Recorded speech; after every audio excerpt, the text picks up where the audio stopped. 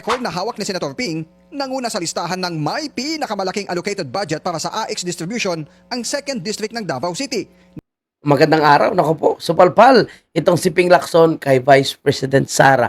At ang kanilang insertion na ginagawa, lalo na ginagawa ni Sandro Marcos, matagal na po alam ni Vice President Sara. At alam niyo ba mga kabayan po natin, hindi lang pala, no? Sabi nga sa flood control, sa DPWH yung mga matitinding corruption, hindi lang sa Department of Agriculture, hindi lang sa DPWH, kundi lahat na nga po ng ahensya ng gobyerno. Pati sa DICT, grabe, talamak din pala yung corruption dyan, mga kabayan natin. Mamaya pag-uusapan natin yan. Pero bago tayo tumungo sa ating mga main topic, ito, nakikiramay muna tayo sa kay Barangay Captain Dodong Bukol or Barangay Captain Oscar Dodong Bukol ng Barangay 3 de Mayo, Digo City, dahil siya po ay ginorgor habang nakalive. Binaril po. And sinasabi na may mga kagagawa nito ay yung mga politiko na kanyang ini-expose yung kanilang mga pagnanakaw. Grabe, no? Kung sino pa yung gumagawa ng tama, siya pa ang ginugurgor. Itong mga sindikato, mga magnanakaw, malaya po sila. Yan po yung nangyayari sa ating bansa ngayon. Kaya kailangan manindigan po yung bawat Pilipino. Dahil hindi po ito basta-basta mangyari kung ang gobyerno natin ay matino at kung matapang yung gobyerno natin na ipapatupad yung tamang batas. Matatakot pong gumawa ng mga ganitong klaseng karumal-dumal na krimen ang may mga gustong gumawa nito, mga kababayan. So nakikiramay po tayo sa pamilya po ni Barangay Captain Oscar Dodong Bukol ng Barangay 3 de Mayo, Digo City.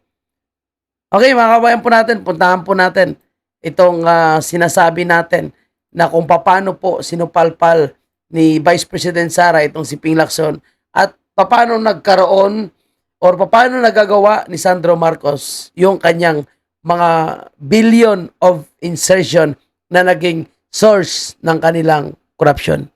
Natin patagalin, puntahan natin ito mga kabayan. Lahat ng ebidensya nandiyan sa budget. Nakikita mo ang insertions kasi nagpapalit siya from the National Expenditure Program. Pagdating mo sa GAA, iba na eh. So, ibig sabihin, may nangyari in between the NEP and the GAA. Ano pa? Ma'am, na-mention mo previously na Martin Romualdez at saka si Zaldico lang may hawak ng budget ng bansa. Pero kayo ma'am, parang si Zaldico lang po ng government to daily yung mga kaso. How about Martin Romualdez? Dapat silang pantay na nagdaan sa mga proseso. Of course, yes. No, nabanggit ko noon, Martin Romualdez and Zaldico. Kasi yun yung based on my personal knowledge. Hindi kasi ako nasasabi ng mga bagay na wala akong personal knowledge. So, ang binanggit ko noon, si Martin Romualdez at si Zaldico, dahil alam ko, based on my personal knowledge, na sila ang may control ng budget. Hindi makakagalaw ang chairman ng Appropriations Committee kung hindi siya inutusan ng Speaker of the House of Representatives. So, yun yung part nilang dalawa, di ba? Yung lahat ng pagtago ng mga insertion ba tawag nila, no? Pag-insert ng mga lahat ng pera para kukunin nila. At yun, nagagawa nila yun kung hindi man sa GAB, doon sa BICAP. Kasi dadaan pa riyan ng Senado may negosasyon pa doon sa Senado. So ang final document niyan ay nandoon sa GAP. Tapos hindi ko na kailangan sabihin, nakasali yung Pangulo dyan. Kasi kitang-kita naman natin, kanino bang pirma? Sasabihin na naman niya, hindi niya pirma yung nandoon sa GAA. Hindi. Ako yan. Hindi si Ferdinand Marcos Jr. ang pumirma dyan. Ang ebidensya ng kanyang participation is yung pirma niya sa GAA. Wala nang ibang kailangan na evidence ng participation ng President dyan. Dahil siya yung nag-submit ng NEP. Nakita niya kung anong ginawa ng Congress doon sa NEP. Sa budget niya yun budget yun ng administration kasi siya yung nag-submit doon. Nakita niya kung ano yung ginawa ng Congress doon. Pero pinirmahan pa rin niya. So, yeah, his signature on the General Appropriations Act is the best evidence against him. Mm. Di ba? Kaya nagsasabing, wala talagang kinalaman si Bongbong Marcos dyan. Ayan po, narinig nyo na po sa sinabi ni Vice President Sara. Dahil siya ang pumirma, siya yung nag-approve, and iba po yung kanilang inaprobahan na National Expenditure Program doon sa isinumiting gab sa kanya na kapag pinirma niya, ito po ay magiging GAA, yan po yung kanyang participation. Kaya dapat po mag-resign na po itong si Bongbong Marcos. Dapat lumayas na po siya sa palasyo dahil ang korupsyon ay hindi po siya ligtas dito. Ang nangyayaring korupsyon, mga kababayan, no, ay imposible na walang kinalaman si Bongbong Marcos. Kasabwat siya dito dahil siya po ang pumirma sa maanumalyang mga proyekto from 2023, 24, 25, and nakita mo naman kung gaano kalaki yung mga insertion na pinalusot nitong si Sandro Marcos, Martin Romualdez, at mismo si Bongbong Marcos. So, grabe po yung buong pamilya nila. Napakalaki po yung mga insertion. And kung hindi nila inipit si Saldico, di ba? Kung gumawa sila ng alternatibong paraan para malusutan nila, hindi sila kinanta ni Saldico. Kaso, ang bilis nilang ilaglag si Saldico eh. So, sabi siguro ni Saldico, putang ina, kahit hindi ako DDS, kakanta na ako. Dahil hindi ako papayag na ako lang makukulong. Sabay-sabay silang nagnakaw, tapos siya lang ikukulong. So, ito na yung resulta. Mga kabayan po natin. At kahit anong sabihin nila na scripted, no, bagong miyembro ng DDS, itong si Saldico, yan po ay hindi kayang pagtakpan yung pagnanakaw na ginagawa po nila. And kahit i-divert pa nila ang issue, kahit magpalabas pa sila ng mga bagong pasabog, na-aresto na daw si Roque daw ay babalik na sa Pilipinas, yung tao po ay walang pakialam. Bakit? Kasi ang gusto ng taong bayan, mapanagot po itong si Bongbong Marcos. Yung mga sinasabi nilang before Christmas may makukulong na, yes. May mga nakulong na, pero mga sapsap. Hindi malalaking tao. Kumbaga, ano lang yun nila, mga alipores lang po nila yon. Pero ang tunay na mga sangkot, wala pa rin nakukulong. Kaya hindi pa rin masaya ang taong bayan. Actually, mahaba po itong interview kay BP Sara, pero pinick up lang po natin yung mga importanteng bagay na part po ng ating mga pinag-uusapan sa mga nakarang araw pa. Particularly po sa usapin ng flood control project, sa usapin ng mga insertion na pinagagawa nila, at sa usapin po ng corruption sa iba't ibang ahensya ng gobyerno. Kaya nasabi ko, pati ayuda ay pinagkikitaan nila. Hindi lang po nila pinagkikitaan para sa kanilang personal na interes, kundi ginagamit po nila ito para sa eleksyon. At yan po ang susunod na isusupalpal ni Vice President Sara kay Ping Lacson. Tuloy tayo. It fits the profile of a drug addict na ginagaslight yung mga mahal nila sa Nako, drug addict talaga. Yung mga nagsasabi daw na hindi niya daw kilala si Amy Marcos, hindi niya daw po ito kapatid. Nako. Sign pala ito ng pagiging drug addictus benedictus. Sabi ni Bibi Sara. buhay. Kapag sinasabi nung mahal nila sa buhay, may problema ka, sasabihin nila na wala akong problema, ikaw yung problema. It's a very characteristic response of a drug addict. Ginagaslight nila yung mga nagmamalasakit sa kanila. Sa record na hawak ni Senator Ping, nanguna sa listahan ng may pinakamalaking allocated budget para sa AX distribution ang 2nd District ng Davao City na pinamumunuan ngayon ni Congressman Omar Duterte na So ito na ha, mga kababayan po natin, sinasabi ni Lacson na mataas daw po ang allocation ng AX doon sa distrito sa Davao, sa 1st and 2nd District na pinamumunuan ng mga Duterte. Pero bakit nga ba mataas? Tandaan natin mga kababayan, ang report na ito ay nakabase po nakaraang taon or ngayong taon bago pa nangyari ang eleksyon. umabot na ng higit 764.5 million pesos. Kinabibilangan ito ng Agdao, Buhangin, Bunawan at Pakibato Administrative Districts na may kabuang 46 na barangay at higit 630,000 na populasyon. Pinagtataka ni Lacson kung para sa mga may pinagdadaan ng krisis sa buhay ang ayudang AX, bakit ang ikalawang distrito ng Sulu ang may pinakamababang alokasyon ng AX Fund na higit 790,000 pesos as of September ngayong taon. Anong crisis meron sa Davao City na wala sa Sulu? Grabe mga kabayan, no? Talagang hindi talaga sila makamove on. So, Davao pa, imbinanatan agad na itong si Ping Lacson. Pero hindi pa si VP Sara dyan. Lalong-lalo na, alam niya po yung tunay na rason kung bakit may mga malalaking releasing ng AX sa Davao. Yung inakala kasi ni Ping Lacson ay napupunta sa mga Duterte. Ibubo rin to si Ping Lacson eh. Gagawa siya na expose niya para banata ng mga Duterte, pero hindi niya pinag-aralan ng maigi yung kanyang report. O, tingnan mo kung paano binalik ni VP Sara. Anong crisis? Senator Ping Lacson na yung pinakamataas na AX nasa Davao sa GP 2025. Tapos election time na 2025 pa. Oo. Cities na nangyayari. Oo.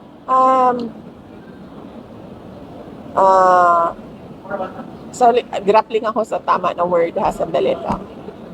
Hindi ako masaya, pero ang gusto ko sabihin ay mabuti naman. Mabuti naman na nabanggit ito ng isang senator na Lacson. napakalaki noong AX ng first and second district dito sa Davao City releases ng year 2025. Dahil dito makikita natin na ginamit ang AX para sa politika.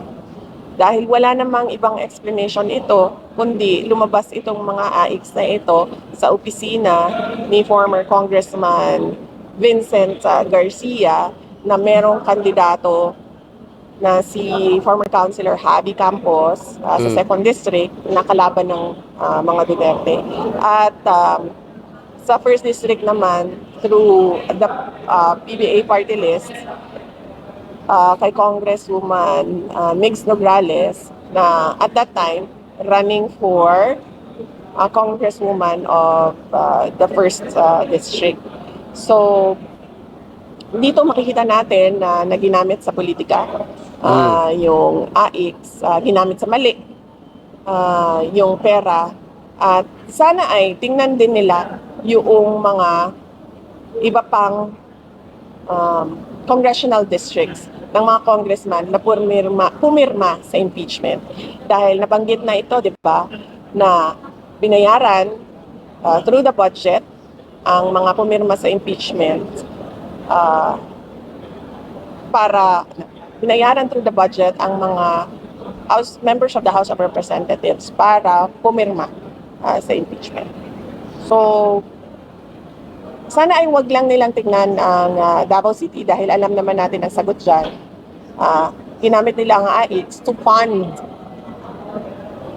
congressional candidates that were backed up by Speaker Martin Romualdez. Dito tayo. So, ayan po mga kababayan po natin, di ba? Bistado po sila na yung mga AX na ito, yung tupad, or kung ano-ano mang ayuda para makuha nila yung simpatya ng taong bayan, ay hindi po yun dahil sa mga Duterte. No? Yun po ay ginamit po nila para sirain yung mga Duterte at sulutin ang taong bayan sa pamagitan ng pamumudmod ng ayuda. Ayuda para sa bayan, ayuda mula sa pera ng taong bayan, pero ginamit ng mga politiko para sa kanilang personal na interes. Kaya itong si Ping Lacson, dapat bago po siya mag-expose, dapat bago niya ilabas yung mga ganitong klaseng pagtatanong, no? Kunwari, standing ovation, dapat mag-imbestiga muna siya. Napakarami niya namang staff Dapat alamin niya muna kung tama ang kanyang diskarte dito. Kasi bumalik ito kay Bongbong Marcos and Martin Romualdez sapagkat sila yung nag-release ng mga malalaking AX doon para pagtakpan ang kanilang ginagawang korupsyon at pilit po na talunin ang mga kalaban nila sa politika. So, anong nangyari ngayon? Tayo sana ay tingnan din nila yung ibang congressional districts na pumirma sa impeachment. Dahil meron ng congressman na nagsabi, di ba, na yung budget ginamit para bayaran sila, para pumirma sa impeachment. At hindi lang sa flood control projects o hard projects, meron ding binigay galing sa soft projects tulad ng ICE. Mm, ayan po, mga kababayan po natin. Ping Lacson, alam mo na, ha? Mukhang lalong napahiya po itong si Ping Lacson at lalo niya lang sinasabi na talagang itong mga AIX na ito ay hindi ginamit ng mga Duterte or hindi ginawa ng mga Duterte candidates, kundi ito po ay ginamit laban po sa kanila. At yan po ay ginawa ni Martin Romualdez para subukang talunin po yung mga Duterte at mga kaalyado na nasa 1st and 2nd District ng Davao. Ngunit ang nangyari po, mga kababayan po natin, ay malaking kabiguan sapagkat natalo po sila, mga kababayan. Samantala dito sa panibagong topic natin, mga kababayan, supalpal po itong si Sandro Marcos dahil binabato niya po na kakampi na daw po ng mga DDS ngayon itong si Saldico. Kaya ang sabi nga po ni Sasrogando Sasot, tigilan mo nga kami. Kakamkaman nyo si Saldico tapos ibabato nyo sa amin. Which is totoo naman, mga kababayan. Dahil hindi kasi matanggap ni Sandro Marcos na ang isa nilang kakampi, o sabihin natin yung kanilang ginawang chairman ng Committee on Appropriation na sinasabi nila na mabuting tao, walang ginagawang masama sa kanyang pagiging chairman ng Committee on Appropriation. Ito pala, no? Ang kanilang ilalaglag. Ngayon, hindi nakayanan nitong si Saldico na siya lang yung nilalaglag. Samantala, magkapareho naman sila ng ninakaw o pareho naman silang magnanakaw. O ngayon nilalaglag po sila ni Saldico. At ang malupit po dito, mga kababayan, sa mga expose ni Saldico, ay may mga resibo po siyang nilalabas. May resibo pong nilalabas, mga kababayan natin, itong si Saldico. Kaya kahit anong gawin itong si Sandro Marcos na sinungaling itong si Saldico, may resibo po. So, ano pang magawa nilang mga palusot dito? Ngayon, ibabato niya, nakakampi daw po ng mga Duterte. Paano naging kakampi ng DDS? Putya, si Saldico pa nga po, yung isa sa nag-provide ng eroplano para ipakulong si Tatay Digong at siya pa yung nagbigay ng accommodation doon sa mga miyembro ng ICC na nag-imbestiga sa Pilipinas. At isa rin po sila sa mga grupo na nag-impeach kay Vice President Sara. So, ito po is kalukuhan ni Sandro Marcos. Pero wala na po silang palusot sa atin sapagkat nakita na po natin kung ano po yung mga ginagawa nilang paraan para magnakaw sa kaban ng bayan. Di ba? So speaking of pagnanakaw, ito po matindi. Panoorin natin. Grabing pagnanakaw din ito. Nagsanga-sanga na ang umano'y katiwalian sa iba pang ahensya ng pamahalaan. Nasa spotlight na rin ngayon ang isang opisyal ng DICT na ayon sa source ng Billionario News Channel ay tagakumpas daw ng mga tao at proyekto sa ahensya. Hindi lang sa DPWH budget may insertions issue. Ganito rin sa DICT o Department of Information and Communications Technology. Di ba? So sa iba't ibang ahensya ng gobyerno na rin. Ang insertion queen na si Risa Ontiveros, mukhang sa ngayon, mananahimik ka pa. Mukhang ngayon, hindi ka pa magagalaw. Kaya gano'n na lang po ang kanilang ginagawa. Makinakampihan itong si Bongbong Marcos at sa kanilang gagawin na trillion piso march ay hindi sila magsisigaw ng Marcos resign. Dahil, yun nga, no, parang si Sandro Marcos, sila po ay bilang sa insertion mafia na nangyayari ngayon sa ating bansa. At hindi lang po sa DPWH, hindi lang po flood control, kundi pati na rin po sa ibang ahensya ng gobyerno. Nakita mo yung mga farm to market road na nabulgar, yung mga ghost health center, diba? So napakarami po. Ayon sa source ng Billionario News Channel, si DICT USEC Faye Condes de Sagon. Mukha pa lang po, mga kababayan po natin, no? Mukha pa lang, talagang mukhang kahaman na rin sa pera. Isa sa central players nito at bahagi siya ng di umano'y insertions mafia o pag-i-insert ng mga proyekto para makakuha ng Insertions mafia. porsyento roon. Yan ay may kaugnayan daw sa pagiging de facto secretary nito sa DICT dahil kadalasan humahalili ito kapag wala raw si Secretary Henry Aguda. Ayon sa aming source, malapit si Desagon kay John Dumantay na naging CEO ng Lancaster Technology and Development Corporation. na iuugnay ang Lancaster ng mga dumantay sa LDLA Trading na naging joint venture partner ng SunWest Corporation, ang kumpanyang tied kay dating ako Bicol Party List Representative Zaldico sa nooy DepEd laptop controversy noong 2021 Tingnan niyo po mga kabayan natin ha. Grabe yung kanilang kunik-kunik dito. kung saan overpriced pero outdated umano ang mga nasabing equipment na may halagang higit kumulang 2 billion pesos. Nakilala raw ni Dasagon si Dumantay dahil kay dating DepEd Undersecretary Trigiv Olivar. Ang Ayan, si gawin Trigib Olivar, mga kababayan natin ha. Nabata rin po ni Angara. Ngayon si Angara nagmamalinis. Speaking of Angara, approve na po yung napakalaki nilang budget. So sana po hindi pa pupunta sa pagnanakaw. Baka nga naman, no?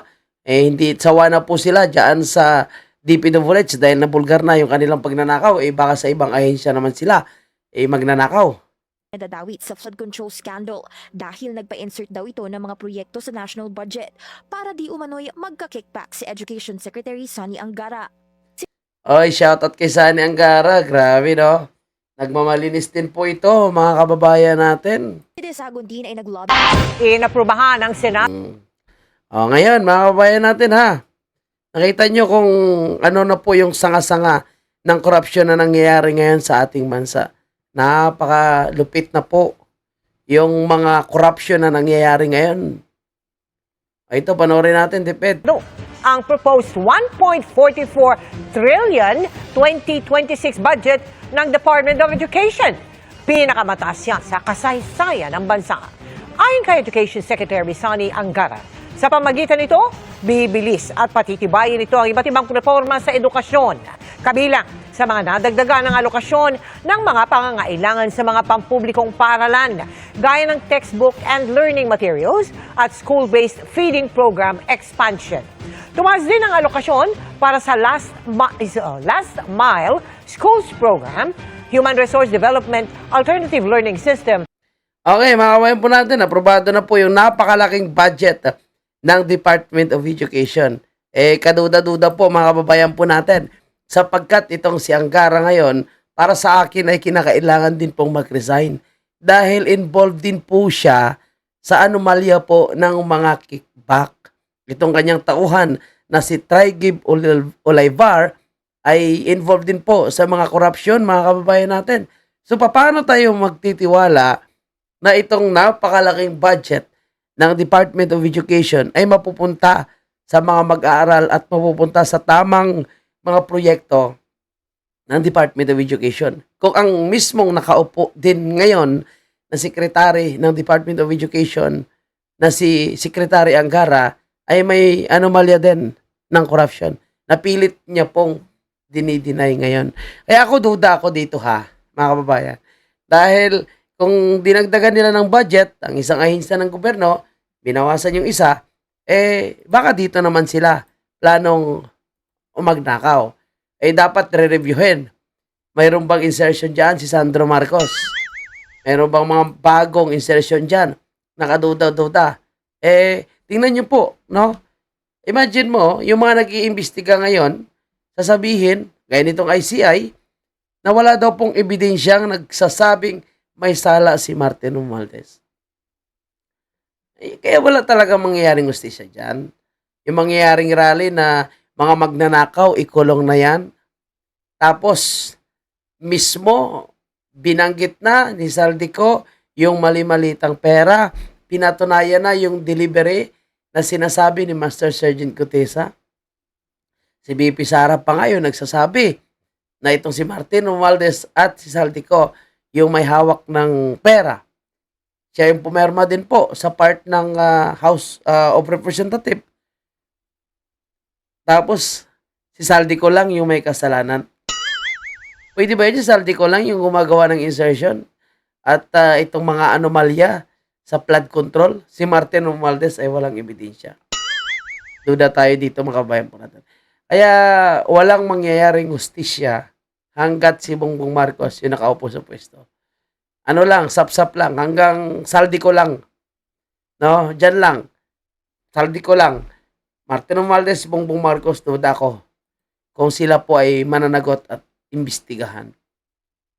Alam nyo, dahil sa kanilang matitinding pagnanakaw sa kaban ng bayan, corruption issues, ay naapektuhan po yung mga foreign investment sa ating bansa. So yung mga malalaking investment, malalaking investors, hindi na pupunta. E paano po sila pupunta? E talamak yung corruption ngayon. Tingnan nyo ngayon, bagsak yung foreign direct investors. Yung may mga nag-invest naman dito, sabi ng mga negosyante, hindi nag-extend kasi nga natatakot po sila. E baka nanakawin na naman na nakaupo sa pwesto. Yung mga tao ngayon, parang ayaw na magbayad ng buwis. Yung mga OFW, magkakaroon sila ng zero remittance dahil po sa nangyayari sa ating bansa. So, palagay nyo, makabangon pa ba tayo hanggat itong si Bongbong Marcos ang pambansang problema ng Pilipinas ang nakaupo pa rin sa ating bansa.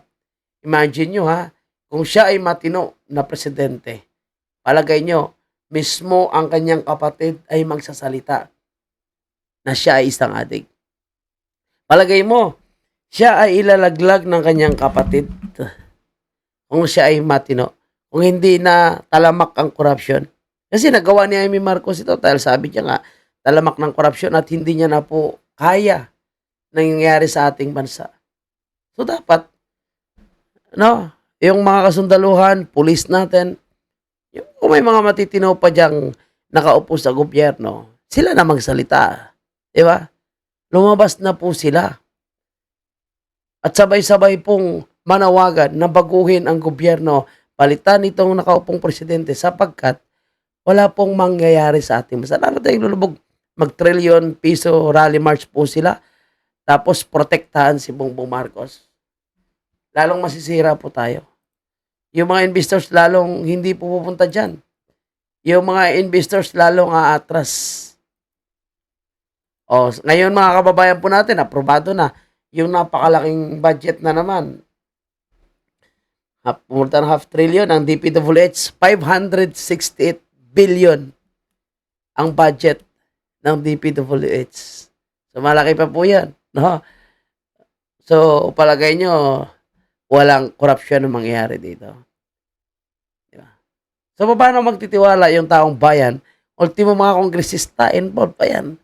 Si Arjo Atayde, si Dian Asistio. Mga kongresista yan, involved. Nakita nyo po ngayon kung sino-sino yung mga involved. Halos lahat po sila. Mga kababayan po natin, pili na lang kung sino po yung mga hindi sangkot. At yung lahat ng mga accusation po nila, against kay Vice President Sara ay bumalik sa kanila. Sabi nga ni Bibi Sara, ayaw ka na magpayo sa kanila. Dahil hindi naman sila nakikinig. Kawawa yung ating bansa. Ang pag-asa natin ay magkaroon ng bagong presidente at yan po si Vice President Sara. And kung titingnan po natin kapag tinatanong si Bongbong Marcos, tingnan mo yung kanyang paliwanag. Balikan natin. You do not want to dignify statements from former Ako Bicol Party List Representative Zaldico, but he came out with a recent video claiming that you received over 50 billion, if I'm correct, in kickbacks. We know that you don't want to respond to this anymore, but the public begs for your answer. How do you actually convince the public that in this battle of he said versus you said, how do you convince the public that you are the more credible side of the story, and how do you respond to his allegations directly? Well, look at the quality of the statements. Alam mo, Sa quality of your statement. Kung titingnan po natin yung quality of statement of Zaldico, napakasulit mga kababayan natin kaysa pagdidinay ni Bongbong Marcos. Bakit solid? May dokumento po, mga kababayan. May mga litrato po na pinapakita yung mali-malitang pera na idiniliver sa inyo ni Master Sergeant Gutesa. Ito. Kung quality of statement, solid. Bongbong Marcos. Kung quality of statement, mas solid. Kumpara mo kay Bongbong Marcos. Isa kanya, deny lang. So, paano nila papatunayan na mali si Zaldico? Asan yung mga counter evidence nila nagsabi hindi totoo yun? May mga ebidensya Kung anong sinasabi niya, may dokumento siyang pinapakita yun. Di ba? mahaba nang naging mga usapan natin tungkol sa fake news. Anyone can go online and make all kinds of claims and say all kinds of things. Paulit-ulit. But it means it means nothing. For it to mean something, umuwi siya rito. Ano sinasabi ni Saltico? Pag umuwi siya, delikado ang kanyang buhay. Pag umuwi siya, siya ay ipapatumba ni Bongbong, ipapatumba ni Martin. So, paano siya makauwi ngayon? Kaya ang maganda dyan, no, maglabas po sila. Kagaya nitong pagsangkot niya rin kay, di ba? Kay Sandro Marcos, Martin Romualdez, maglabas po sila ng mga dokumento or ebidensya na kumukontra sa mga claim ni Saldico. Yun lang. Maglabas po sila. Kasi hanggat hindi po sila lumalabas ng mga pangontrang ebidensya laban kay Saldico, sabihin lang nila na umuwi si Saldico, no? Hindi na po maniniwala sa kanilang taong bayan. And then sinasabi po nila na mas maraming big fish sa flood control scandal aarestuhin. Sige nga, arestuhin niya si Bongbong Marcos at si Martin Romualdez. Kasi maniniwala lang po kami kasi walang ibang big fish dyan eh. Sila po eh. And now, sinusubukan nila i-divert ang issue at i-connect kay Attorney Harry Roque. O kahapon, kinonect nila kay Attorney Harry Roque. Wala naman po palang katotohanan na naaresto si Attorney Harry Roque. Gusto lang nila magpalabas ng fake news para kahit papano ma-divert ang issue. Para kahit papano maiiba naman yung ingay. Kasi sobrang ingay po yung mga pasabog ni Saldico. Tingnan natin, may natira pang ilang segundo para sagot ni Bongbong. Rapin niya yung mga kaso niya. Kung meron siyang gusto sabihin niya. Malalaman naman ng tao yan eh. Patunayan, but come home. Come home. Ba't ka nagtatago sa malayo? Huwag kang umuwi, Saldico. Kasi once na umuwi ka, Saldico, may iba yung pangalan ng NAIA. Magiging Saldico International Airport na. So gusto mo mapangalan sa yung airport, di umuwi ka. Pero kung gusto mong manatiling Ninoy Aquino International Airport, yung airport natin, dyan ka lang kung nasaan ka man ngayon at kami nakikiusap, ilabas mo pa ang dapat ilabas. Baka mayroon pang connection dyan, si Atayde, si Asistio, ilabas nyo na. Sino pa yung mga involved dyan, ilabas mo na. Yung RR na yan, ilabas nyo na po. Sino pa yung mga taong involved? Lahat ilabas nyo na. Tingnan natin kung hanggang kailan i-deny ng ICI na may kinalaman si Martin Romualdez. Tingnan natin kung hanggang kailan kayang protektahan ni Bongbong Marcos ang kanyang pinsan na si Martin Romualdez. Di ba, mga kabayan natin? Kami, nag-aantay lang. And yung karamihan po sa mga Pilipino hindi na po makapagpigil. Kaya, sana po ay mahiya po itong si Bongbong Marcos. At siya na lang mismo ang magpaubaya at mag-resign para magkaroon ng katahimikan yung ating bansa. Kahit na paano, at bumalik ang tiwala ng mga investors. So, yan lang po mga kabayan po natin. Maraming salamat sa inyong pagtitiwala. At sa hindi pa naka-like, paki-like naman. At sa hindi pa naka-subscribe, mag-subscribe na po dito po sa ating kababayan page. Maraming salamat. Mabuhay po kayong lahat.